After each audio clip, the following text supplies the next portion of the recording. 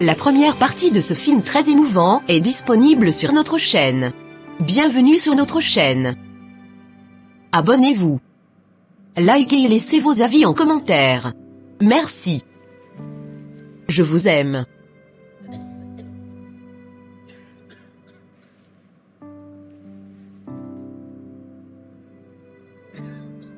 Le regard qui change. Mais derrière un sourire se cache parfois l'ombre de l'intention. L'atmosphère devient lourde, presque étouffante.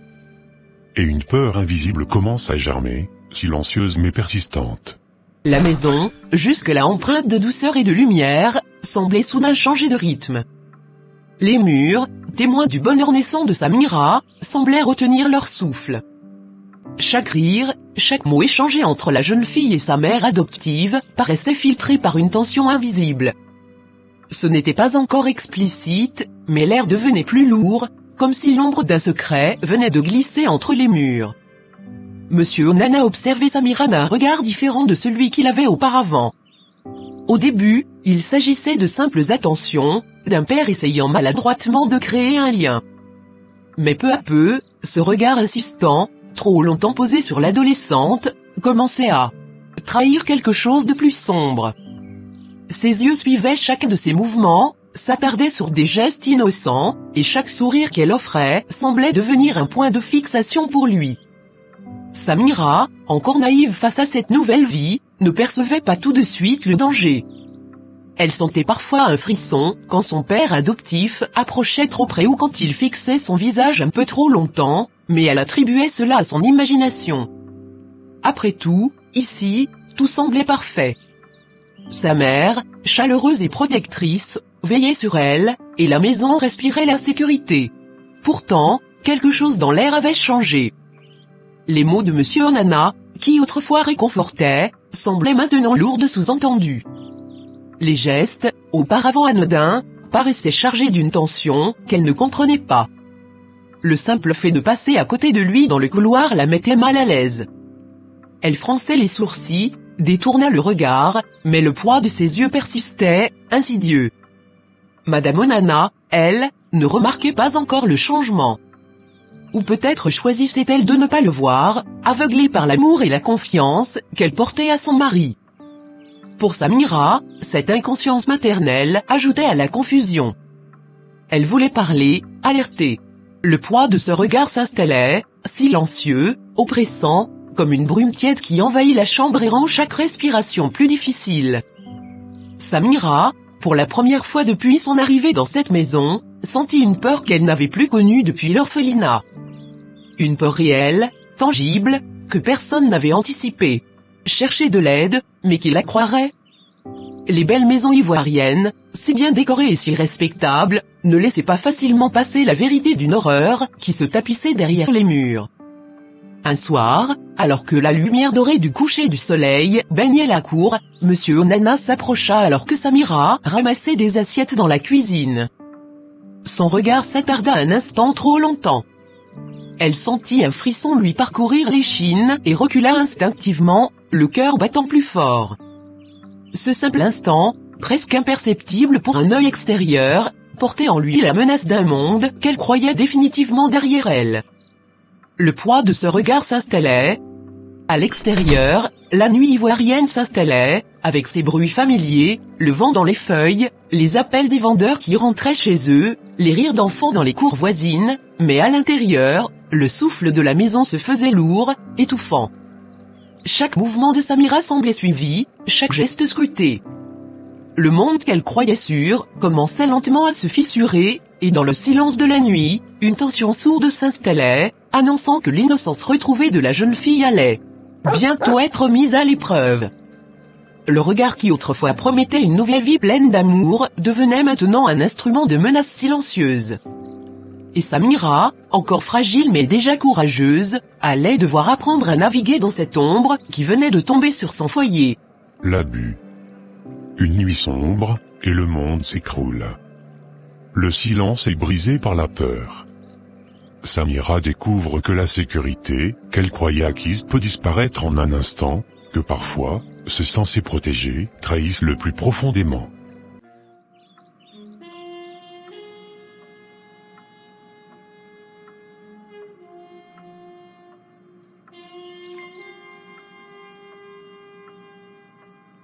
La nuit était tombée lourdement sur Abobo. Les rues étaient silencieuses, enveloppées par la chaleur étouffante de la fin d'après-midi, et seules quelques lueurs des lampadaires tremblaient dans l'air chargé d'humidité. Dans la maison Onana, la lumière de la chambre de Samira vacillait sous l'effet du petit ventilateur qui tournait lentement, projetant des ombres mouvantes sur les murs. Tout semblait paisible. Trop paisible. Samira était allongée sur son lit, enveloppée dans ses draps propres, le cœur battant encore des émotions de la journée. Elle pensait à sa mère adoptive, à ses gestes doux, à ses mots rassurants. Elle pensait que ce foyer était enfin un refuge, un abri où ses peurs passées pouvaient s'éteindre. Mais cette illusion allait se briser en un instant. Monsieur Onana entra dans la chambre sans bruit. Les pas qu'elle avait appris à associer à la sécurité de son père adoptif la paralysèrent. Elle ne comprit pas d'abord l'intention qui se cachait derrière ce regard qu'elle avait déjà commencé à redouter.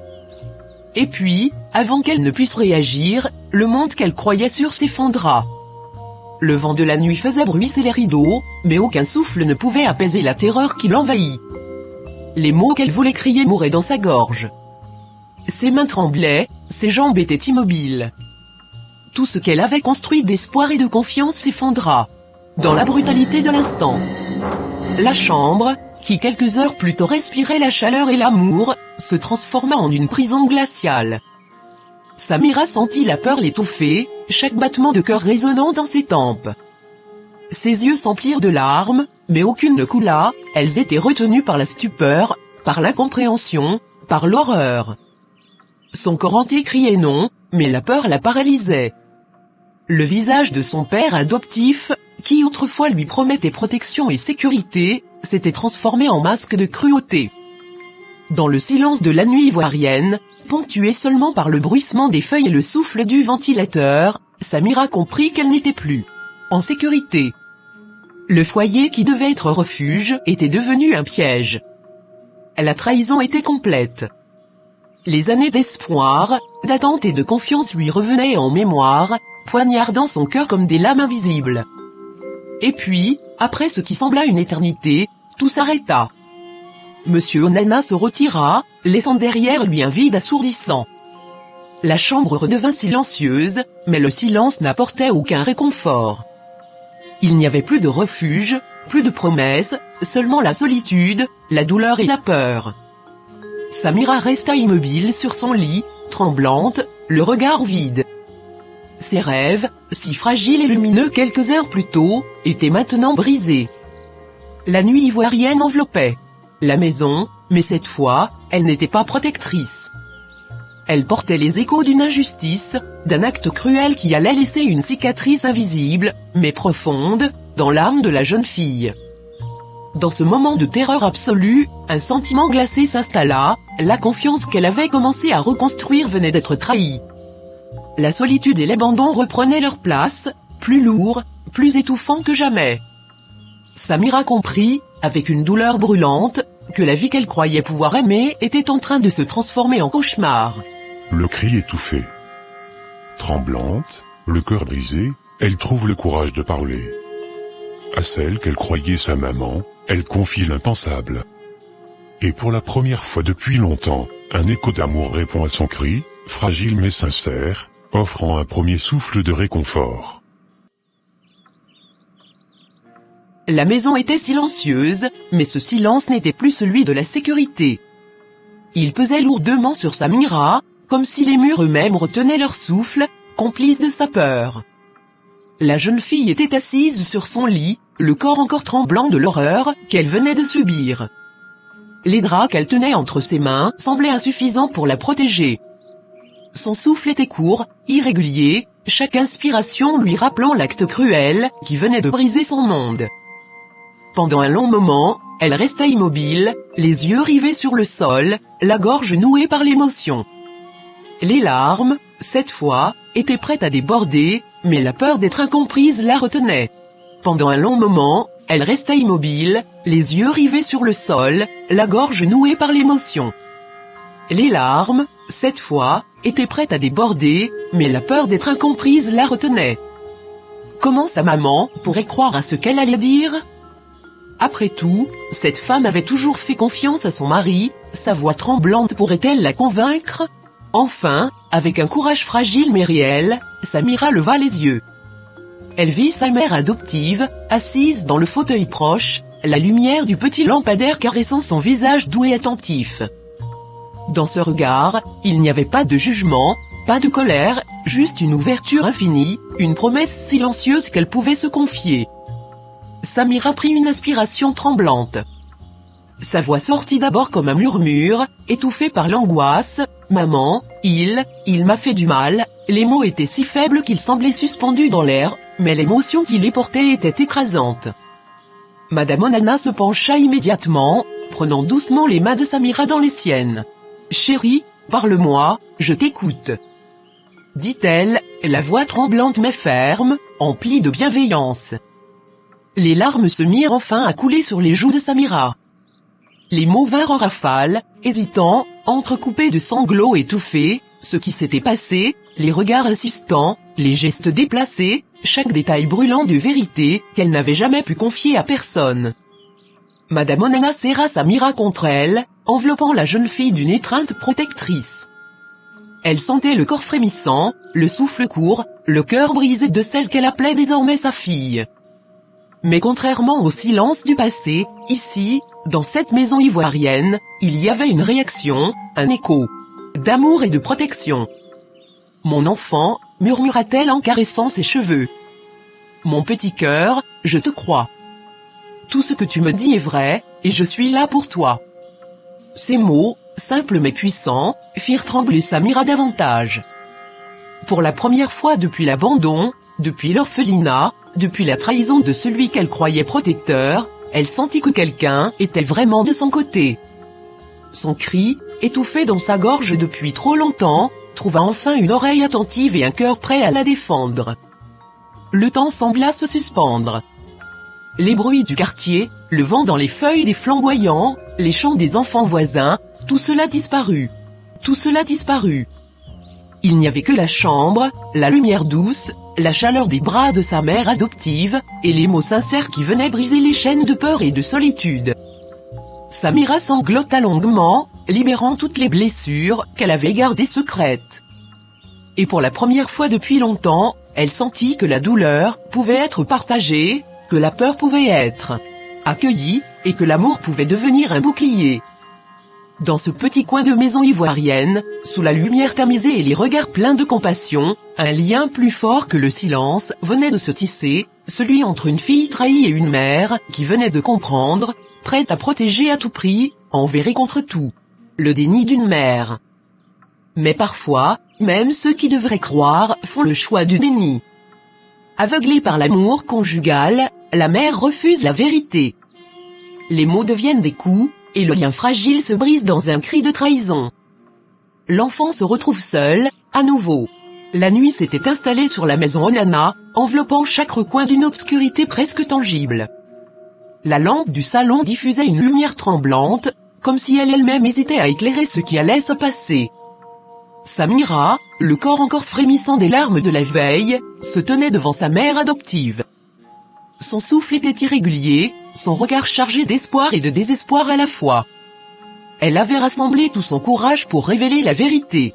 « Maman, c'est papa, il m'a » commença Samira, la voix étouffée par la peur et le tremblement. Mais Madame Onana recula d'un pas, le visage crispé, les yeux pleins de confusion et de colère. Elle secoua la tête avec force, refusant d'entendre les mots de sa fille. « Non !» s'écria-t-elle, la voix vibrante d'indignation. « Tu mens. Tu ne peux pas dire ça. Ton père ne ferait jamais ça. » Samira sentit son cœur se briser un peu plus. Les mots qu'elle avait portés si longtemps en elle, qu'elle avait murmurés dans l'ombre de sa chambre, tombaient sur un mur de refus. La personne qui devait être son refuge, son appui, celui ou celle qui aurait dû la croire sans condition, semblait choisir le confort du mensonge conjugal plutôt que la vérité. « Arrête !» reprit Madame Onana, la voix tremblante de colère et de peur. « Je refuse d'entendre de telles horreurs sur l'homme que j'aime. » Samira tomba à genoux, les mains serrées sur le tapis du salon, la gorge nouée par des sanglots silencieux. Ses yeux, brillants de désespoir, cherchaient un signe de compréhension dans le regard de sa mère, mais tout ce qu'elle vit fut un mélange de douleur et d'incrédulité. La maison, qui jusque-là avait semblé être un refuge, devint soudain un espace glacial et hostile. « Tu mens !» répéta Madame Onana, cette fois avec une force presque animale. Elle détourna le visage, incapable de regarder Samira, comme si le simple fait d'accepter la vérité risquait de déchirer sa propre existence. « Tout ce que tu dis est un mensonge !» Samira hurla, mais son cri était étouffé par le chagrin et... par le chagrin et l'incompréhension. Elle avait cru que la tendresse de sa mère pourrait la protéger, mais le déni brutal l'écrasa comme un poids de fer. Chaque mot qu'elle avait murmuré avec courage lui revenait en écho sous forme de rejet et de trahison. La jeune fille sentit alors une douleur encore plus profonde que celle de la nuit précédente, celle de l'injustice et de l'abandon répété. Son lien avec sa mère, qu'elle avait tant espéré, se fissurait. Les bras censés la protéger, la chaleur censée la réconforter, tout cela semblait s'évanouir. La trahison de l'adulte en qui elle avait cru venait de transformer le foyer en prison, et l'amour qu'elle avait naïvement cru réel en cage. La colère de Madame Onana éclata comme un orage soudain. Elle pointa un doigt accusateur vers Samira, incapable de contenir la peur et la honte qui l'étouffaient. « Comment peux-tu dire une telle chose de celui que j'aime » cria-t-elle, la voix tremblante mais perçante. « Comment oses-tu me briser avec tes accusations » Les murs de la maison semblaient répercuter ce cri, étouffant les larmes de Samira dans leur écho. Elle comprit alors que la bataille pour la vérité venait de devenir encore plus difficile. Le monde extérieur n'était plus le seul danger, celui qui devait la protéger et celle qui devait la croire étaient désormais des obstacles à surmonter.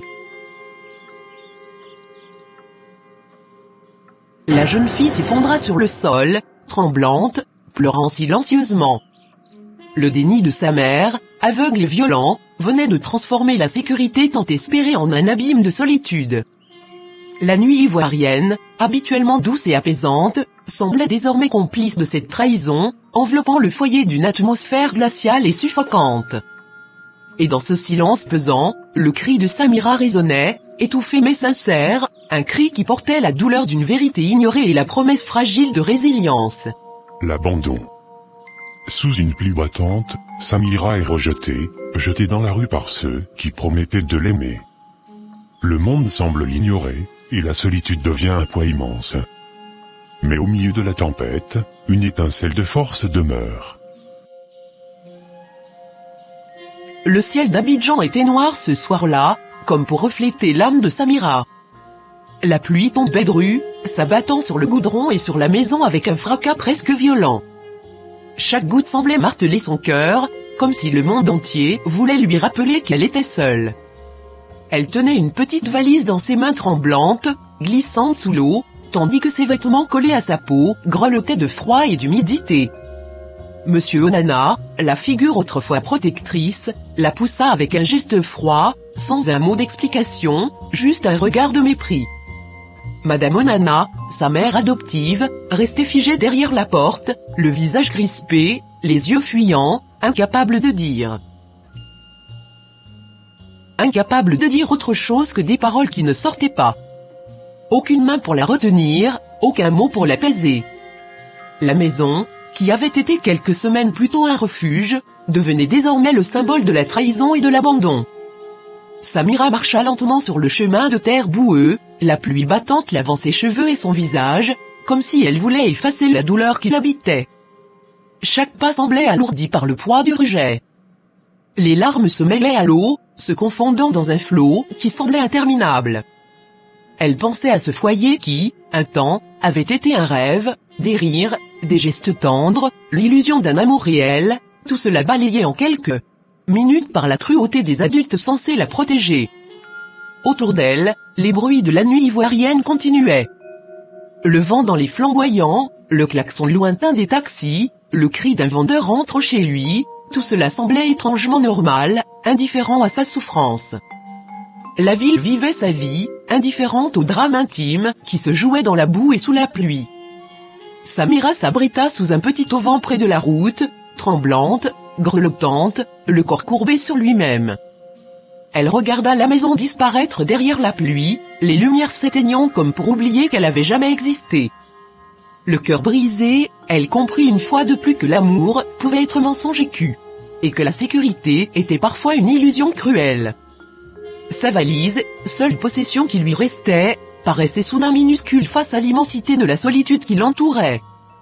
Chaque goutte de pluie lui semblait un rappel cruel, elle n'avait personne pour la protéger, personne pour la consoler, personne pour croire à sa douleur. Elle était une enfant à nouveau, rejetée par le monde des adultes, jetée dans la rue, vulnérable et perdue.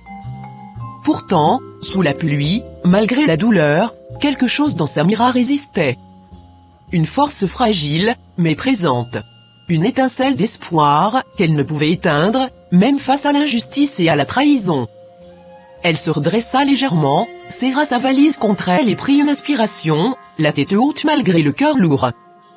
La pluie continuait de tomber, battante et implacable, mais Samira savait qu'elle devait avancer. La route était sombre, la nuit longue, mais la vie ne s'arrêtait pas. Même abandonnée, même trahie, elle devait continuer. Et dans cette solitude, au milieu de la pluie ivoirienne, la détermination fragile d'une fille rejetée mais pas vaincue commençait à se forger. Le refuge de l'amitié. Dans une maison modeste, elle trouve enfin un abri. L'ami et son frère l'accueillent avec chaleur et humanité. Pour la première fois depuis longtemps, elle respire sans peur. L'espoir renaît doucement, fragile mais réel. Les rues d'Abidjan brillaient encore sous la pluie, mais Samira ne voyait rien autour d'elle. Seule comptait la maison modeste, qu'elle aperçut enfin, un peu en retrait, entourée de haies de bougainvilliers et de petites fleurs sauvages qui semblaient résister à l'averse. Elle frappa à la porte, les mains tremblantes, trempées et sales, et l'inquiétude mêlée d'espoir se lisait sur son visage. Une jeune femme ouvrit, surprise de voir Samira dans cet état. Mais la reconnaissance dans ses yeux fut immédiate. Sans poser de questions, elle l'attira à l'intérieur, la couvrant d'une couverture chaude et l'installant sur le canapé. L'odeur du riz cuit et de l'arôme d'arachide flottait dans l'air. Assise là, ses vêtements encore trempés collant à sa peau, elle sentit un étrange mélange de soulagement et de honte. Soulagement parce qu'elle n'était plus seule, honte parce que sa vulnérabilité était exposée à quelqu'un. Mais l'amie ne jugea pas, elle ne questionna pas. Elle laissa Samira s'abandonner à ses larmes, ses sanglots étouffés résonnant contre les murs de la petite maison ivoirienne. « Viens, assieds-toi ici, tu es chez toi. Personne ne te fera de mal ici. » murmura sa voix douce. Les mots simples, mais pleins de sincérité, firent plus de bien que n'importe quel geste somptueux. Pour la première fois depuis des semaines, Samira sentit une chaleur humaine authentique. Le frère de l'ami, un jeune homme élégant et riche, arriva peu après. Son regard croisa celui de Samira, et il y lut immédiatement la détresse et la fragilité. Sans un mot, il lui tendit un verre d'eau, un simple geste qui parlait plus que des promesses vaines. Dans ses yeux, Samira sentit un respect profond, une attention qui ne cherchait rien d'autre que de l'aider à se relever. Pendant quelques heures, la pluie continua de battre les toits, mais à l'intérieur, la maison semblait invulnérable. Les rires et les voix du quartier s'éteignaient à l'extérieur, remplacés par la tendresse et la patience.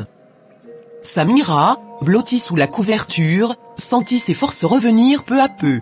Elle pensa à sa mère adoptive, à son père adoptif, à la trahison et à l'injustice. La colère et la douleur étaient toujours là, mais pour la première fois, elle sentit qu'elle pourrait survivre. Que l'espoir n'était pas entièrement perdu. Elle n'était plus seule.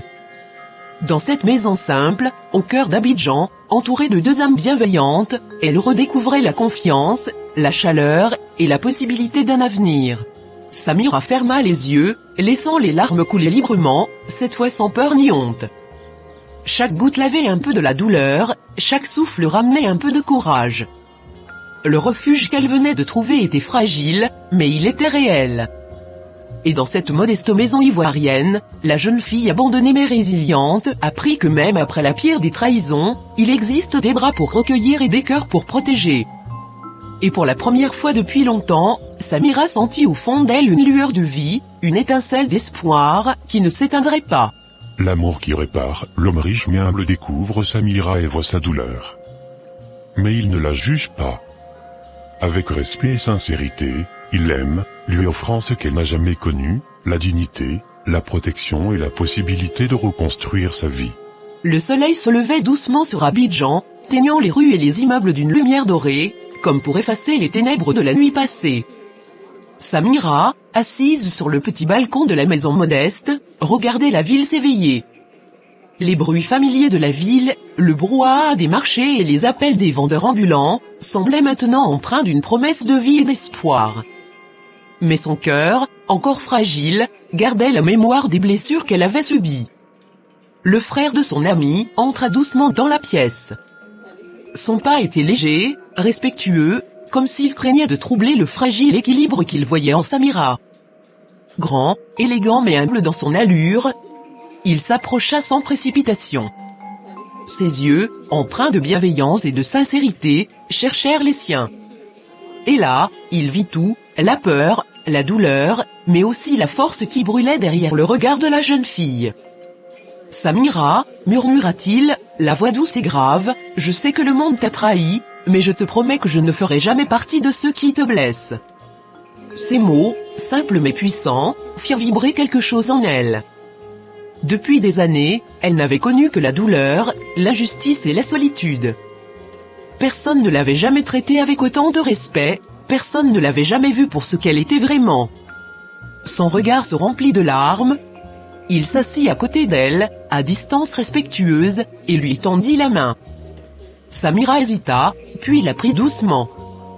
Dans ce contact, il n'y avait ni condescendance, ni faux semblant, seulement une promesse silencieuse, « Je te protégerai, je te respecterai, je t'aimerai pour ce que tu es. » Ils passèrent les heures à parler.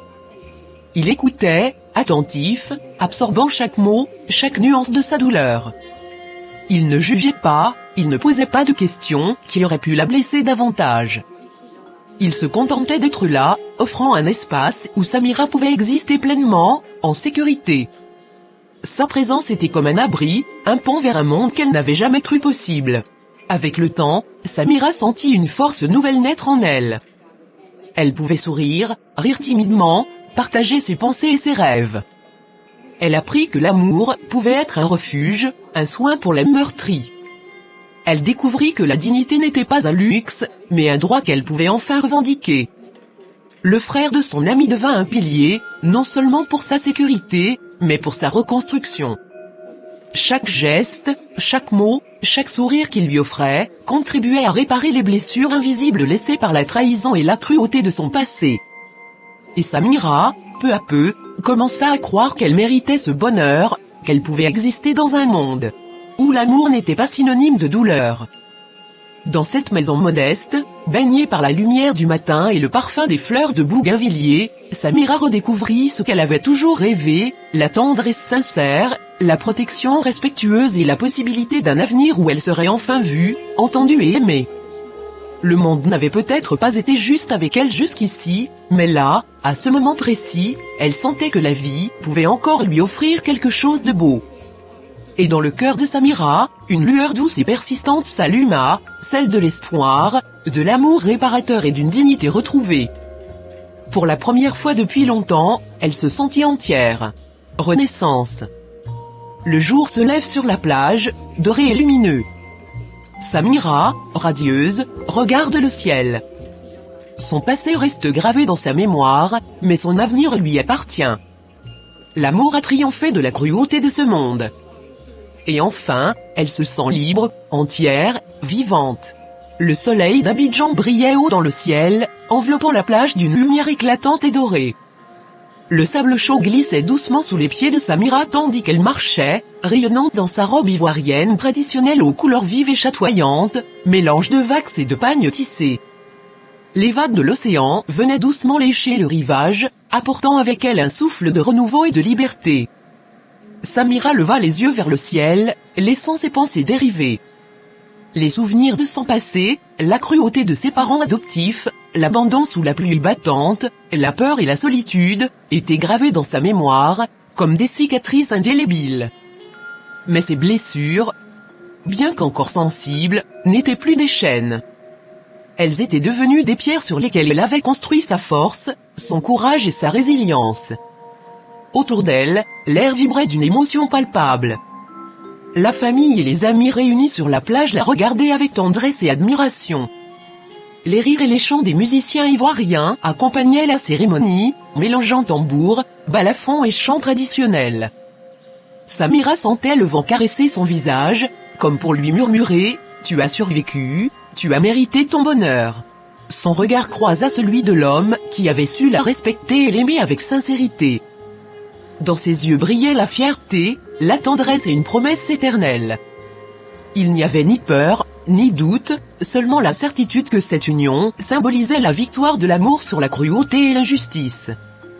Samira inspira profondément, laissant le parfum de l'océan et des fleurs marines remplir ses poumons. Chaque souffle semblait laver les douleurs du passé, lui redonner un rythme léger et libre. Elle sourit, pleinement consciente que son histoire n'était pas un poids mais un témoignage de sa force. Elle avait traversé l'ombre, affronté la trahison, connu l'abandon et la peur, et elle se tenait. Le sable sous ses pieds n'était pas seulement un sol sur lequel marcher. Il symbolisait la stabilité retrouvée, la solidité d'une vie reconstruite. Elle regarda les vagues, leur mouvement incessant, lui rappelant que la vie continue, que les blessures peuvent guérir et que l'amour sincère peut transformer un destin brisé en un avenir radieux. Et au milieu de cette lumière ivoirienne, entourée de chaleur, de chants et de sourires sincères, Samira sut que le passé ne pourrait plus jamais la définir. Elle était libre. Elle était aimée. Elle était renaissante. L'amour avait triomphé de la cruauté du monde, et pour la première fois depuis longtemps, elle se sentit pleinement chez elle dans sa vie, dans son cœur et dans son destin.